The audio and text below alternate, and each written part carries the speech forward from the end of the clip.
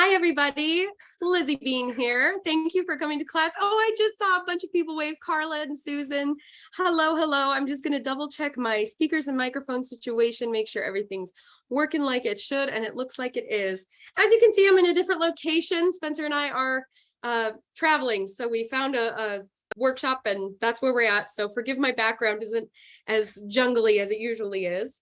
We are on day 4 of our class, and I'm so excited to finish up our trick or treat Halloween trio together. We're going to be working on the lettering, and I think we will also have some time for a little bit of a bonus that I've thought ahead on. Now, something like I mentioned, we are traveling, and silly me, I didn't bring my black floss with me, so I'm going to be doing my letters in purple today. I believe this is what I'm using is number 208, and I noticed on the pattern that I have the optional orange color, and I forgot to add the optional purple color. So like I said, I think I found just a purple scrap, but this looks to me like DMC 208, and I'll talk about why those are optional in just a second. So for those who might be joining for the first time, I'm Lizzie Bean. I've got my husband Spencer here helping to moderate the comments. We love when you talk to us in the chat, so please feel free to ask questions, tell us about yourselves. Laura says hello, Lizzie and Spencer. Hello, Laura. So please use the chat. Spencer will keep an eye and tell me questions as they come along. Additionally, let's see, we're with Stitch People. If you want to follow us, you can find us on Instagram at Stitch People, all one word. And we just want to give a big shout out to Michaels and DMC. We couldn't do it without them. We love them both dearly and really appreciate the opportunity to, hang out with you all. So Alejandra says never travel without DMC 310. Completely right. I think I have it. I think I just left it at home because we're teaching a Halloween house embroidery class through Stitch People starting on Saturday. Would love to have any of you join us for that, doing embroidery techniques on a spooky fall cottage. So I have a bunch of materials ready for that, and I forgot to grab my black floss from that package before I came in today. So, oh well, darn, I'll have to do a more colorful rendition. My heart is so sad. I love color. So all right, without further ado, let me switch to my overhead view. This is what we're working on. I have a couple lights here. They might make my face look a little spooky, but I think might make our work here look a little bit better. So we'll get some lights all set up there. You can see me down here in the corner if you need a face to the voice while we go, and I might gesticulate wildly and, make faces as we go. So hello from the corner. Here's my example that I stitched up. I'm going to talk about how I created this effect of, it almost looks like a candy cane, but I stitched all the words in black, and then I just looped my needle around with orange and purple. And that's why I had those optional orange and purple on there, but the purple didn't make it on the pattern. Typos are going to be the death of me. So we've got our project that we've been working on together that we can finish off today. We have our mummy that we learned cross stitching, we learned satin stitching and utilized straight stitches there. We have our witch where we learned the Boolean stitch, French knots. We talked about how to, how to make the Stitch People eyes look a little less crossed for those who don't like that look. And I added some stripes on the hat, and I hope you all really made her your own as well. We added tiny little eyebrows and a tiny little wart with a French knot by her mouth. And then last week we did this really cool vampire, pre-stitching before class the cross-stitch elements. We added his tiny little fangs, his tiny little eyebrows.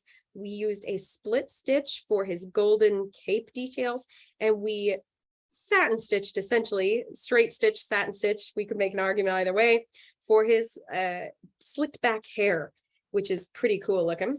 So today we are going to do the trick or treat text. And I already laid mine out a little bit on the back. I made a mental note here of my arrow, and this is why I like to do it. I just use a regular mechanical pencil to very lightly on the back of my work lay out where my letters are going to be, just to make sure that I've counted it all correctly. I know for sure that when I initially counted this little shadow box that I drew in, I counted that correctly. I know because I counted it 2 or 3 times. So I was very stymied when I did trick or treat with my exclamation point, and I wasn't all the way to the edge. And I thought, Lizzie Bean, what have you done? And I figured out that what I did was on the pattern between the edge of the K and the edge of the O, I have 1, 2, 3 squares of space. And on here, I only gave it 2. So I gave myself this little arrow as a mental note that, okay, you've got to shift this over as I do class today. But I just wanted to point that out to you because I'm the one teaching the class and I made a little bit of a mistake here. So if you make a mistake, cut yourself some slack. You're always going to make mistakes. So take comfort in that, I guess.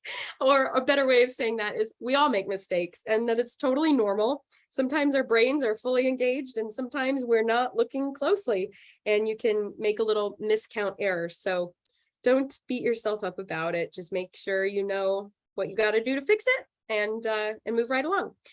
So something about lettering, especially as far as Stitch People portraits go, like this one we're making here together, lettering really comes down to personal preference. I'm going to go to my front-facing camera, even though I'm a little spooky dooky with these lights on.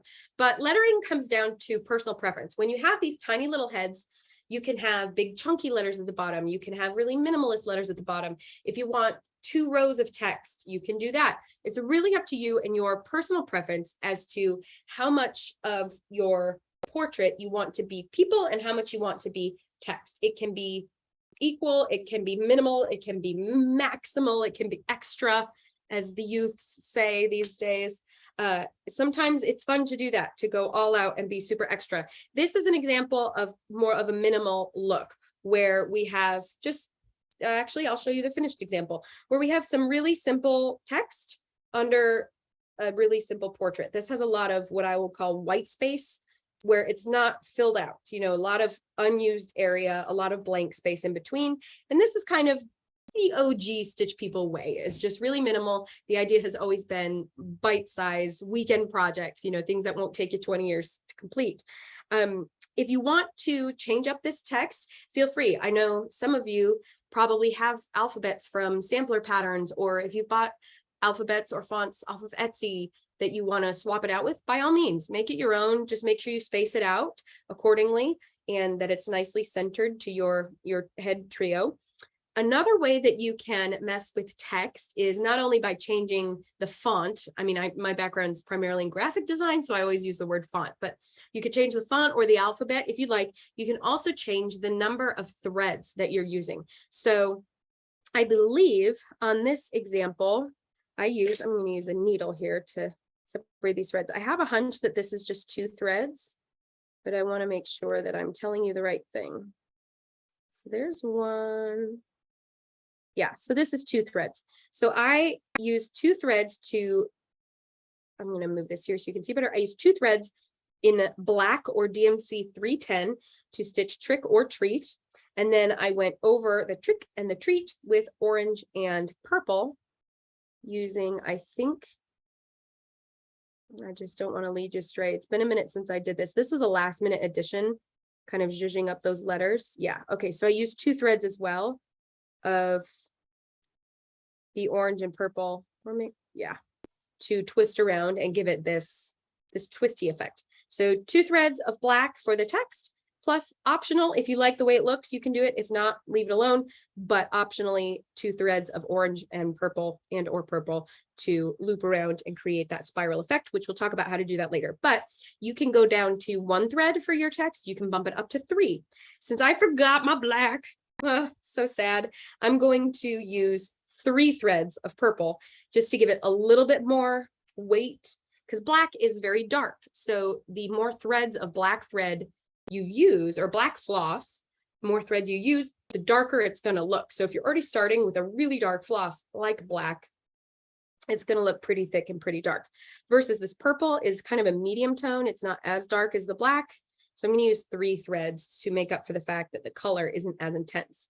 So I'm going to bring my needle up at the very top corner. I'm starting with trick or treat. And remember, if you're making marks on the back of your fabric, it is mirrored. You don't want to write trick or treat this way, because when you flip it over, it'll be in reverse. So that's why my text looks like it's backwards, because it is, because it'll show up in reverse on the front. So I'm bringing my needle up at this point of the T, this very far left point, and I'm going to make 1 stitch over to the right. And then I'm going to do what's technically a back stitch by going 1 stitch to the right from the back side of the fabric. I'm going to bring up my needle. As I do, I'm just going to flip over my work catch the tail here to cast on like we've talked about. And I'm going to stitch back the other direction or back stitch to complete this. Now, as you're doing that, I want to give you a little tip. Do not stick your needle in the threads of this little stitch that you've already done. Be very careful to make sure that sometimes I'll even kind of comb my needle into the hole of the AIDA fabric to make sure that it's going to go right next to these threads of the AIDA fabric and not inside of them. That's one way that you can get really, really straight stitches when you're stitching a straight stitch in segments where you need multiple segments of a stitch to create a straight line. So then I go forward and back, and then forward to the right and back. And this is technically a back stitch. We are back stitching where it's kind of a 2 steps forward, 1 step back is how you can think about it. Is really literally what we're doing here. So I'm coming 2 holes forward to go 1 hole back. And then 2 holes forward from where I just was and 1 step back. I hope that makes sense. Back stitching kind of stymies some folks, and that's okay. Let's see. 1, 2, 3, 4 squares in height, and that's where I am here. So now I'm going to pop over to my R. And because these letters are relatively thin and relatively close together, I'm just going to bring my thread right on over like this to begin my R. I'm not going to worry too much about clipping that off and starting again. And I kind of get my line started, and then I back stitch the rest. Now, a couple things that you might run into with straight stitches like this, and these technically are straight stitches. In context of how we're completing them, it makes it a back stitch to do that 2 steps forward, 1 step back situation. But what I mean by straight is when you have lines, when you're creating straight lines like this in your text, you want it to look uniform and you want it to lay flat. You may run into a few issues like twisting, I would say, other than the one we've already talked about, where you stab your needle through the hole of the fabric and you get threads that are already in there. You want to avoid that at all costs. Make sure that when you bring your needle through, like I'm about to right now, coming up, make sure that you do not catch threads on your way in, that you stick your needle right next to those threads. Okay, just a reminder there. Something else that you want to look out for is twisting. So if as you're stitching, right now, my floss is not really bunching up or kinking or anything like that. I can just lay it down and it just sort of lays naturally. It's got a few kinks in it because it's been in a bobbin, but it's not really twisting. I'm going to purposefully twist my floss so you can see what I'm talking about. If your floss is a little bit twisted, you'll see when you pick up your needle, you see how it's twisting around itself naturally just because of the tension of these twists. So if you notice that your floss kind of does that as you relax it, then it's a bit too twisted and it might create problems with your straight stitching as you go for this text. So what I would recommend is holding your work up, you can see here down in the corner, and letting your needle just fall. And you can run your fingers, let's see, line up my camera there. You can take your floss between your fingers and maybe a fingernail and run along like this to get those kinks out so that just like before, when I let my floss relax, it just lays nicely. It doesn't twist and kink up.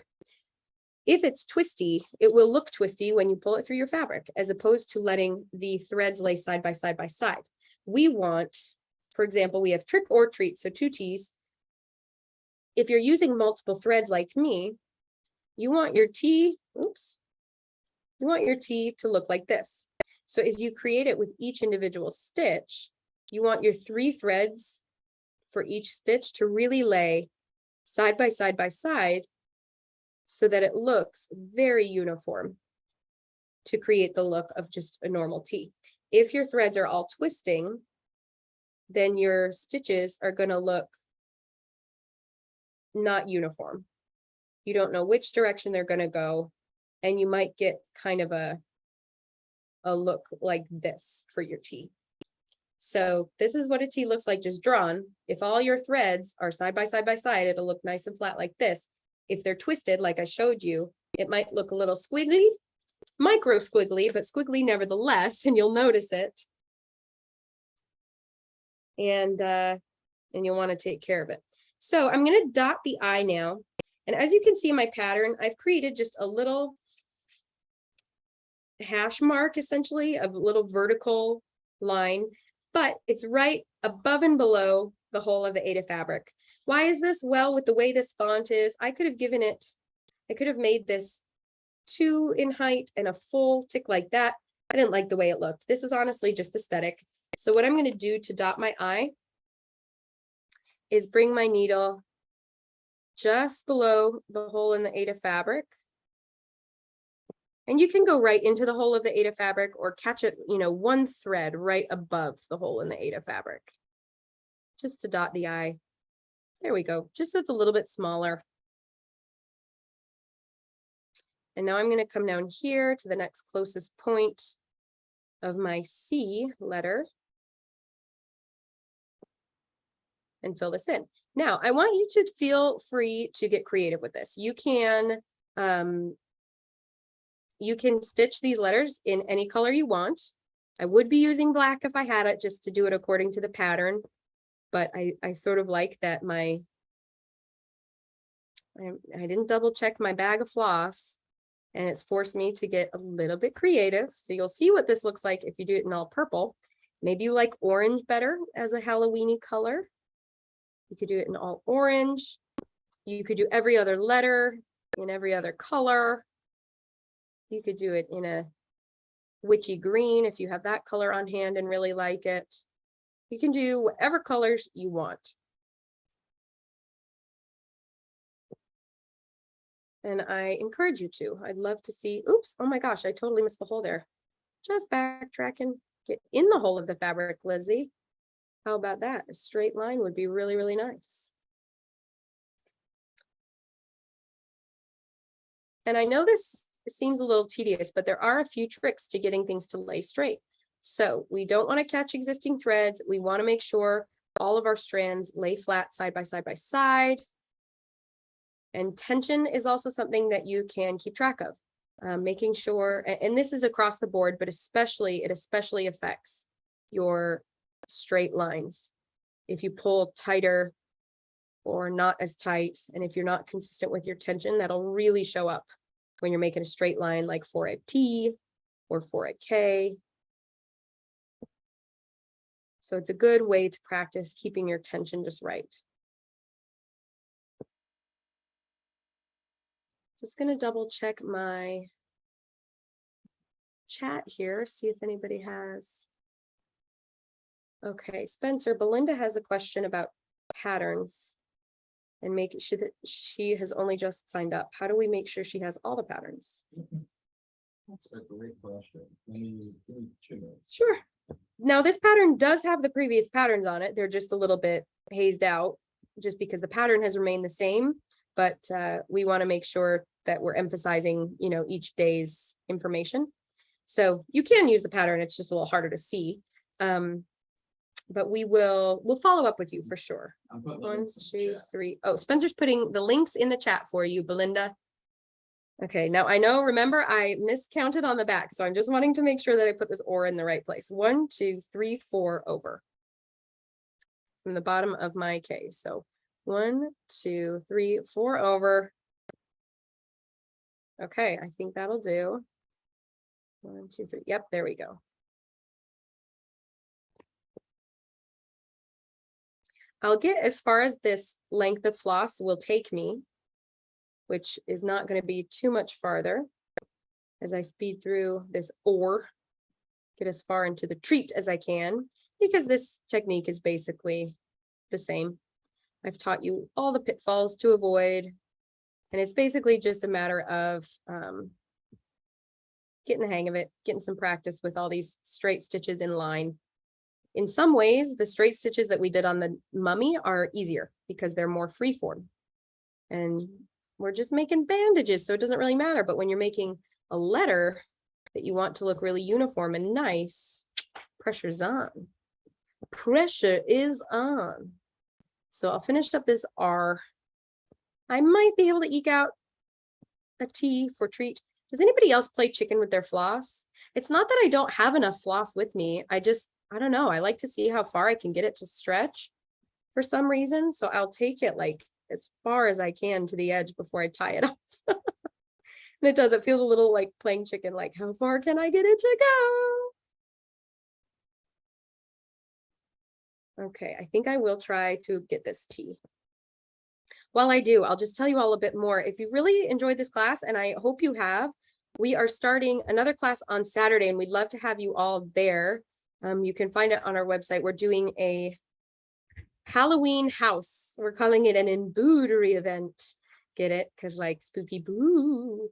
But I developed a Halloween cottage pattern, and you can cross stitch the whole thing if you're into cross stitching and you don't want to embroider the house. So you can default to that always, but I'm going to be teaching how to embroider it and how to make a really great creepy, and by creepy, I mean happy creepy. I don't like gore or anything like that. So it's not going to be like a scary spooky house. It's going to be like pumpkins and bats and like, you know, a witch's cauldron. You know, that's as spooky as I get. But we're doing a little spooky house. So it will be spooktacular. I hope you join us on Saturday. Okay, so I'm going to just clip this off. I just ran my needle through the back of my existing stitching. And I'll finish that later if we have time, but I wanted to show you how I went about in the example making this spirally effect. So I'm going to clip off, I've got a few different oranges with me. So I've got this orange and I've got kind of a yellowy orange. I think I'll go with the more orangey orange. And I think, let's see, I'm just wanting to see what one thread would look like. Okay, it's a little bit light. Let's see what 2 threads looks like. Yep, okay, I like that. So I'm going to take 2 threads of this orange and just thread up my needle. And I'm going to pre-secure my floss. So I'm just going to go to the back of my project and thread my needle through some of the back stitching a couple of times just to get it so it doesn't move when I start to stitch. So I don't have to worry about casting on. I don't have to worry about catching tails, but I'm also not using any knots because I don't want it to be chunky. And then what I'm going to do is just bring my needle up. Let's see. Trying to think, you want to think through the direction your spiral is going to go. I'm going to bring up my needle up where I began, the farthest left point of my T. And I want it to go like this. So I'm just going to run my needle through the next stitch of the T, kind of flat against it, and do it again. I'm really just, I don't know, looping it around itself. And then I think I can get away with just ending that there, bringing my needle up. There we go. And I'll come down the center, doing the same thing. So I bring my needle up from the back, trying to get it right at the top of this T. What is that called, I wonder? It looks like the trunk of a tree, the trunk of a T.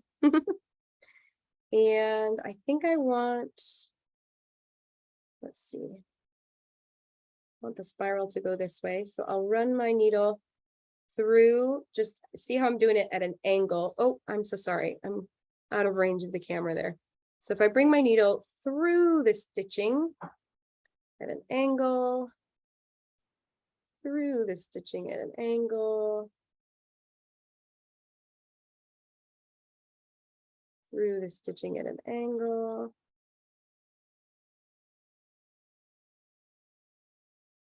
And we'll do one more because this one I had a little more room to begin with. And then I'll just tuck my needle through the bottom there to tuck that in. And you can see that I've created this nice spiral effect, which just looks kind of festive and fun. So I'll do it on my R just to repeat the process for you all. let's see. We go like this, just going up instead of down this time. You might run into the edges of your embroidery hoop. You could probably take your work out or adjust it and recenter it later. I'm not being very careful with which direction the spirals are going. I don't mind if they're not uniform, but that's just me. Come on. It's a little hard to grab the threads. I don't know if this is anything official. This is just something that I tried out with my sample stitch, and I really liked how it turned out. So I thought I would show you all because I think it's cute. So I don't know, maybe this is a new stitch that's never been invented before, and we can call it the candy cane twist. Or maybe this is totally a thing and I've just never done it before. Let's see, I want this to go here.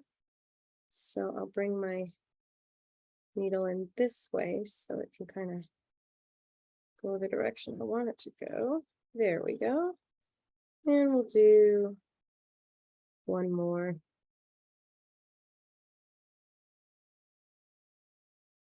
You could also just like double stitch it.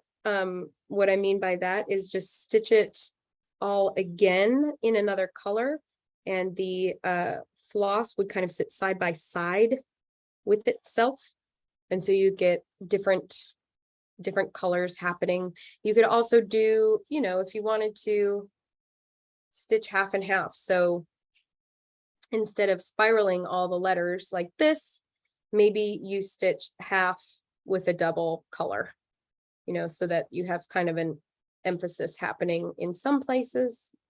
I don't know, you can go crazy. There's so many fun options. This felt to me when I was trying this for the first time, it's like when I would doodle in my notebooks in middle school or high school, okay, college, and the workplace of my current life, when I'm in meetings, I doodle, and it's often lettering, and I'll just, as I'm taking notes and organizing them and writing my headers, I'll just do different things and outline them different ways. And I don't know, just for fun. You can leave the dot of the eye alone if you want, or you can do something with it. Oh no, I unthreaded my needle in a mishap.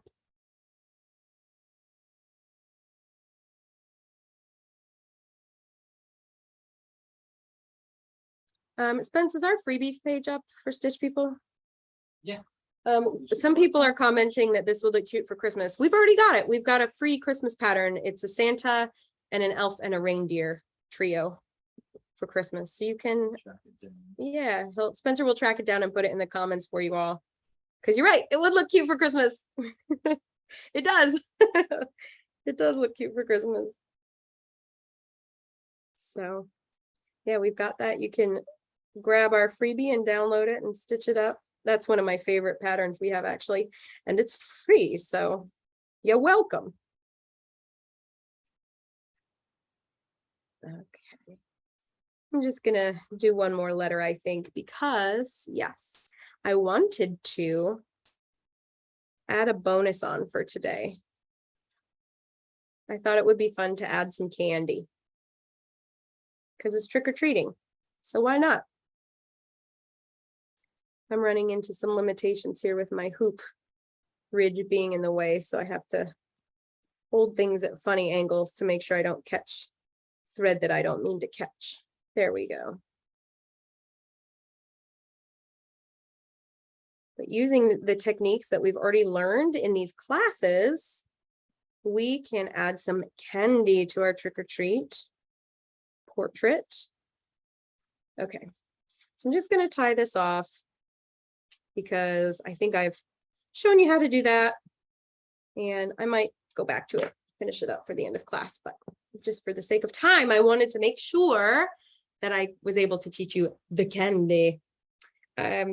What's cool about the satin stitch and the straight stitching that we did with the mummy, hopefully we were able to demystify it in a way that you saw that it's not all that difficult to have this little mummy figurine like this We had them all cross stitch out, and to create the bandage effect, you just need to create straight stitches like this. That's all the satin stitch is stitch, stitch, stitch, stitch, stitch in parallel so that you get these really nice, smooth looking chunks of embroidery. They can be as short or as long as you want. So I thought, what if on our portrait, we could put it below, we could make a little border around, we could put on either side. If we had a shape like this that we satin stitched in, let's see, pressure's on. I know there's white at the top. I think there's orange in the middle and yellow at the bottom. And we could do little candy corns with the exact same technique that we used for the mummy. Just satin stitching might be a fun way to practice that day one technique. So what I think I'm going to do is, I mean, it'd be cute to do, you could do little candy corns that are like this big. And you could do them kind of all around, or you could do bigger ones. It's just a matter of choosing. And I didn't put them in the pattern because I didn't think of it till now. Well, this week, I thought that would be a fun extra thing to do together. But I did bring my candy corn colors ahead of time. So I'm going to cut some lengths of these as I think about where I want to put them. And the reason I want to add it to our final product, but not the pattern, is because I want you to get confident with any ideas that you have like that. If you're like, oh, it'd be really cute to put a little bat up here, you know, almost even if you did like, you know, when you do like a drawing of like a house with like a tree and you do like a bird in the sky, you could do a bat like that shape in black. It would totally read as a bat in context. It'd be totally easy to stitch. Add a bat if you want to. Add a candy corn, add anything you want. You could do, for those of you who know how to do a stem stitch rose or a wagon wheel, you could do one of these kinds of stitches with colorful floss, and then just straight stitch to create candies like that, hard candies, if you want to do candy. There's so many options. So anything that pops in your head that's like, ooh, I could put this on there, do it. Let's see what you can come up with. So with satin stitching, one thing that I do like to do to cover more territory, I'm going to use all 6 threads today, but I am going to split them all out. So I cut my length and I'm just slowly taking 1 thread at a time from the bunch and laying them out here. And then I'm going to reassemble them. Why is that? Because when you take them from the skein or subsequently your bobbin, which came from the skein of floss, they are loosely twisted together and less likely to lay flat side by side by side. This is a step you don't have to do, especially if you're in the mood to just thread up and go. I have been known to do that most of the time in my life. But when I'm doing satin stitch specifically, and I know that's what I'm getting myself into, it is worth the prep time. It's like painting a house. They always say painting is only as successful as your prep work. And I hate that that is so true. So kind of the same thing with your satin stitching. If you take the time to just see how they're already laying flat on my hand. So it's just a matter of lining up all the ends. Spence, do we have any questions I could answer while I'm lining up all these ends? Not specifically. Let's see. Lots of people like candy corn. Candy corn, oh good. And several people who have not because they live in the UK or they live. Oh yeah, to be fair, I am not a fan of candy corn myself. I do not enjoy the flavor nor texture. I love it. Spencer loves it. There's a part of me that sees why people would like it. It's just not my thing. It's too much for me. But I like the way they look. And I think that's cute. So if you don't want to do candy corns, you could do little confettis. Oh gosh, I can never remember the name of this stitch. In my head, it's always the papito stitch, but that's not it at all. It's like a little seed stitch, and I think it's Spanish for seed. I just can never remember the Spanish for seed. I think what I'm going to do is a couple little candy corns on either side of trick or treat. So it'll be like this, like trick, or oops, I pressed too hard with these, treat. And I'm going to have a couple little candy corns like this on either side. Oop. Probably about that big. so that they kind of just border my pattern there. Okay, so if I want to, like I said, I usually just use a mechanical pencil when I'm working. You could use heat soluble, water soluble. Those are all probably way more responsible options. I've never had a problem lightly using a mechanical pencil on the back of my projects.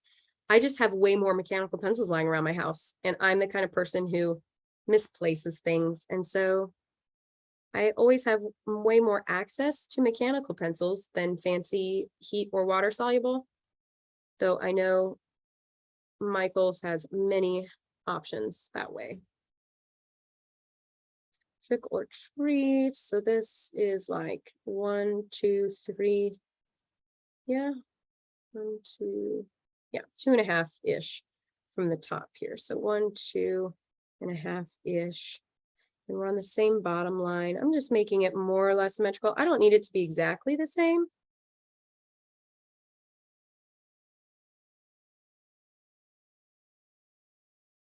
I'll do confettis as well so that you all know what I'm talking about there. So I'll just do my little candy corn up here. And I've just got this outline. What you could do is outline it first if you wanted to, so you're not flipping back and forth a whole lot, which actually is probably not a bad idea.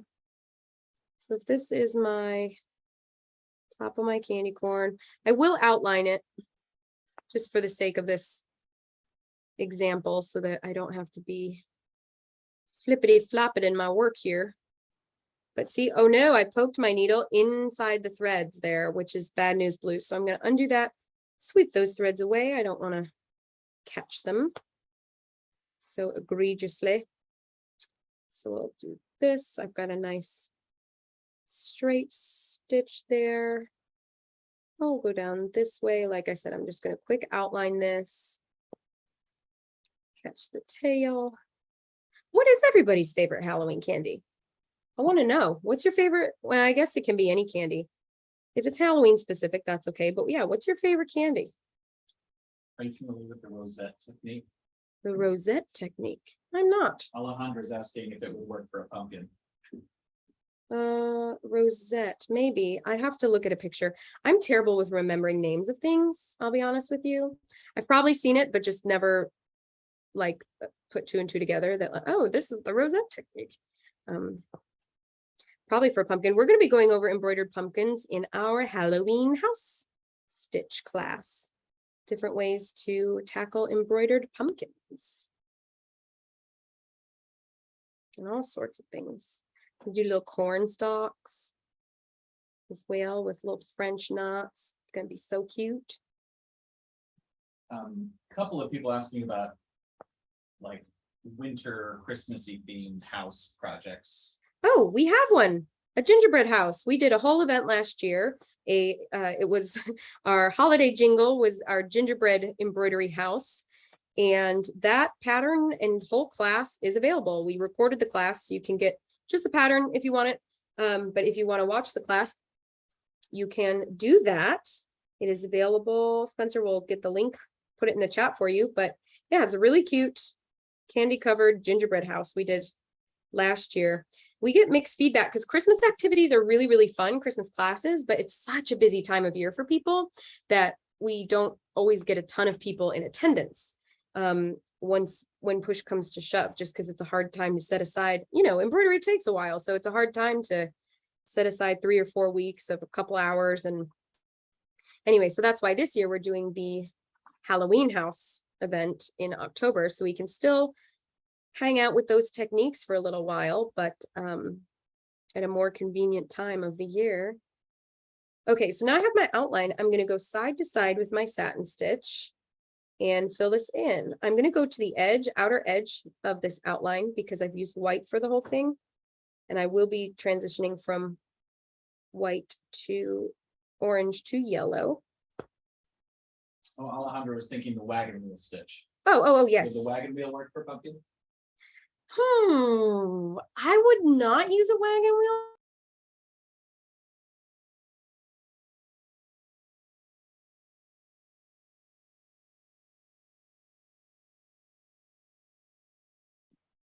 Looks like they lost connection. 1 second, I'm sure. There we go. Hey, Sorry, Spencer. everybody. Hello. Let me put Lizzie back over here, and we'll do some quick reconfiguring. Do you have a reason?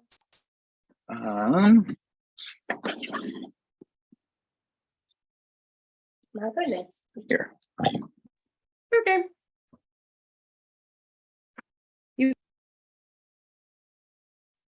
Like that.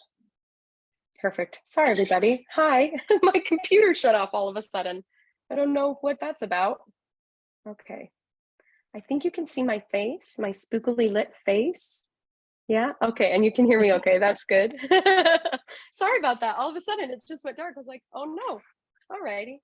I think I was talking about, I'm answering Alejandra's question about, or Alexander, anyway, about the wagon wheel stitch for pumpkin. The reason I wouldn't use a wagon wheel stitch for a pumpkin is because the center is so centery. It really does create almost a spiral-like effect towards the center point of the wagon wheel stitch, which is why it works so well for flowers, which have a center point where there's, I don't know what those are called, pistons or seeds or, whatever, right in the center. Like a sunflower has the dark center with the petals. But for a pumpkin, unless you're doing a pumpkin that you're looking at from above, like a bird's eye view of a pumpkin where the stem would be right in the center, you could maybe do a wagon wheel stitch for a pumpkin if you maybe went back over the center with side to side, and I would kind of maybe make it like a teardrop shape almost, or a double teardrop where it's kind of skinny at the top, thick in the middle, and skinny at the bottom, that kind of a shape, almost like the candy corns, but you go side to side satin stitch through the center, because then it's going to be extra raised, so it'll look like it's coming at you from the front, and you'll get the sides of the pumpkin kind of going down on either side, but then the middle will be filled out in such a way that it won't look like we're spiraling towards the center, Yeah, so that's what I would recommend for a pumpkin. Or I could give away all my secrets right now, or I could say, you'll just have to join us for our Halloween house embroidery event. I won't do that. I will say, I think what I'm going to do for that class is sort of sketch out the sections of a pumpkin and satin stitch each individual section. And then where the needle essentially meets itself at each section will kind of create a line. Like you get, pumpkins have those striations creating the pumpkin-y sections. So I would just satin stitch each section in those shapes, pumpkin section shapes. I really should do some pumpkin anatomy classes before we do that. Spencer's working on getting my overhead camera back. Sorry about that, folks. I haven't done much that you haven't seen. Just a couple little white satin stitches here at the tip of the candy corn.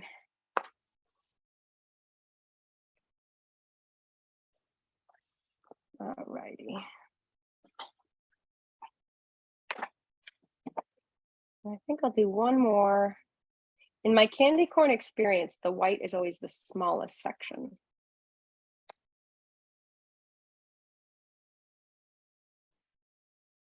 So once we get this overhead back on, you'll see what I'm talking about. I'm gonna tie off the white and get my, oh shoot, what's next?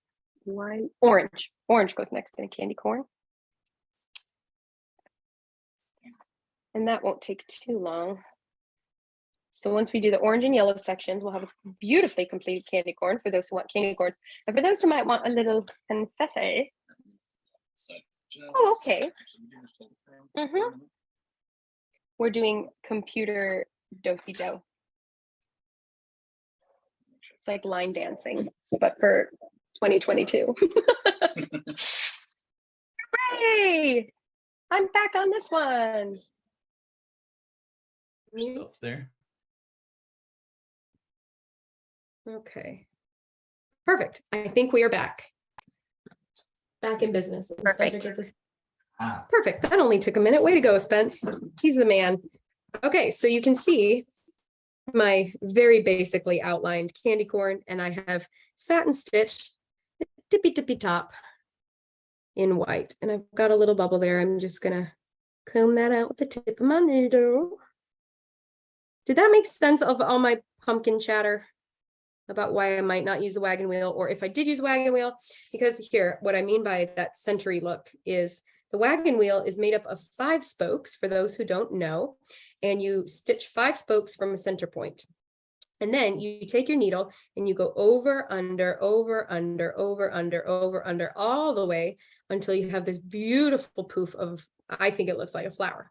But essentially, this is what a wagon wheel stitch looks like when it's done. So, I mean, you could put a little stem on that and call it a pumpkin, but it really will have the center point, especially as you make it, the sides get built up and up and up. So these sides are going to be higher than this is going to be lower. So you really do sort of get a bullseye look. So what I was saying is what I might do is, well, I guess technically your stem would still be like this on the pumpkin, but if I did a wagon wheel stitch, then I go back over it with a shape kind of like this. That's what I'd be shooting for. And I'd satin stitch like that. I might play with that just to create a pumpkin-y center section, because pumpkins really, if you're looking at them, look more like, let's see, like this. And there isn't much of a center point, you know? So that's why I was saying if I were to do a pumpkin, I'd kind of have this shape in mind, and I'd satin stitch this section, and then satin stitch this section, and then satin stitch this section. And then where these edges meet up, you'd naturally have these lines, or you could go over them with more thread. But anywho, just a rehashing of my pumpkin embroider anatomy. Okay, for this one, I've got my orange. I'm going to just quick separate my 6 threads.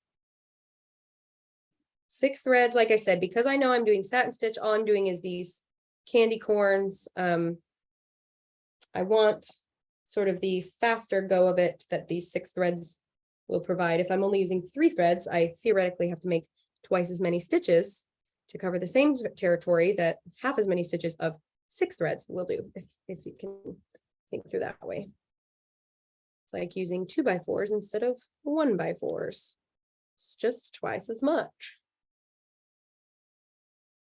Okay, and then I'm just getting all these to be the same length. All righty.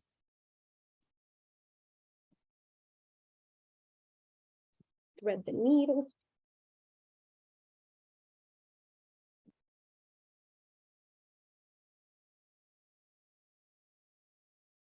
I missed 1 thread. Boo. I have quite a long length here, so I'm actually just going to cut these to the same length for my own sanity. And try again. It is a little more difficult to thread twice as many strands in one. Okay. So now I'm going to pre-secure my floss just to get it set in stone. I've got something funky going on down here with a little loop. Again, I have a pretty long length of orange, so I just don't want to deal. So I just cut off that 1/2 inch at the back. Oop, there we go. So there's one. It's gonna go around a second time. Okay. So now going to the outer edge. I'm glad for this outline to keep me in line, if you will. We'll go right across using my fingernail to guide those threads so they land where I want them to.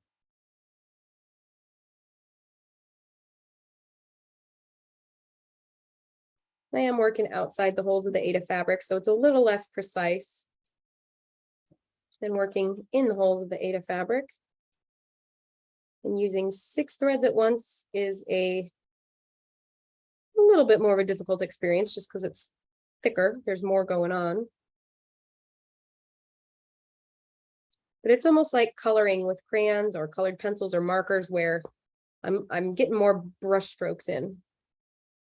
Better coverage, essentially, as I always think of satin stitching as coloring it in.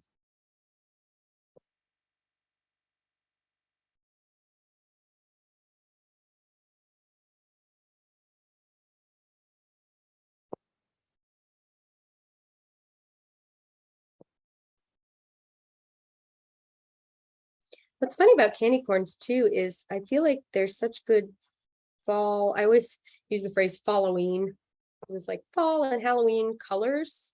But it's not necessarily a candy that you give or get while trick-or-treating. I mean, I guess you could do like those little individual packets, but yeah, it's more like a Halloween party candy than a Halloween trick-or-treat candy because you just get it in big bags for the most part. But like I said, I don't really eat it anyway. I grew up around, my mom likes it, so grew up around it. My sister likes it too, I think. I'm more of a chocolate fan. I used to always trade my sister. She likes Starburst and Skittles. I don't like artificial fruit flavors very much. So I would always trade her my my fruity candies for her chocolate candies. Like I always wanted her Snickers or her Butterfingers. Man, Butterfingers were my favorite till they changed the recipe. They're not my favorite anymore. But she would take the fruities candies and I would take the chocolate candies. Chocolate, nuts, caramel. I love Snickers. I love York peppermint patties, Junior Mints, Yummo. Yes, please. Okay, and now I'm just gonna finish this little candy corn. And then while I still have the yellow threaded, well, I might cut it off and rethread, we'll see. But I'll show you my little technique for confettis. It's essentially making little seed stitches, but putting multiple stitches in the same exact place. And it creates more of a seed effect where the ends are pointed because they're going into the same hole, but the middle kind of spreads out because it's quite thick. It's a cute little stitch. Can be good for confetti or a candle. Looks like a candle burning tiny little flame. Okay. So now gotta line up my ends or just cut them off. Depends what mood you're in and how long you initially cut your floss to be. Okay. I think I have one hiding. Come out, there you are. Okay. So they're more or less the same length, and I'm just going to cheat a little bit and cut them to length so I don't have to deal with it live and in Technicolor on this class. So I've just licked the ends a little bit, which I know can be controversial, but I'm all for the utility of it. Some say it's bad for your floss. Some say it's bad for your needles. It's probably bad for both, but I got more floss and I got more needles, so I'm all right for now. Okay, so I'm just gonna run this through some of the stitching on the back a couple of times, get it nice and secure, and I'll finish up this candy corn. And you can see how that technique that we learned on day one, super easy to create a little piece of candy. How cute is this?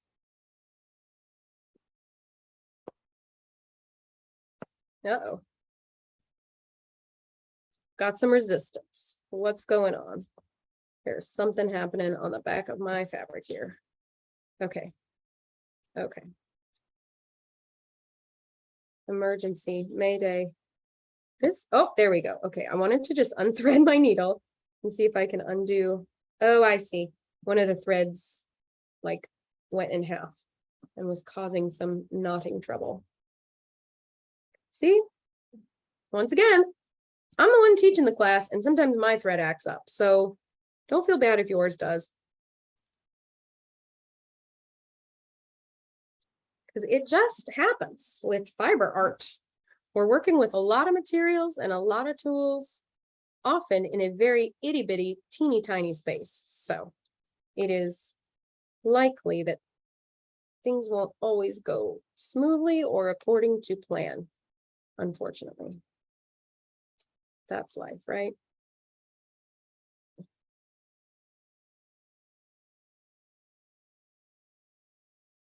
There we go. I think maybe like 4 more stitches should do it. And I know we're getting to the end here. Does anybody have any questions I can answer in our final few minutes? Just want to prompt you. If you do, now's the time. I would love to answer them. We'd love to see you on Saturday. We're doing 3 Saturdays in a row. Hopefully we do Saturday mornings sometimes for our friends in the UK, because otherwise we tend to do evening times, which isn't always great for our friends who are 7 or 8 hours ahead, depending. And so we do Saturday mornings. I think we're starting at 10 a.m. Mountain Time.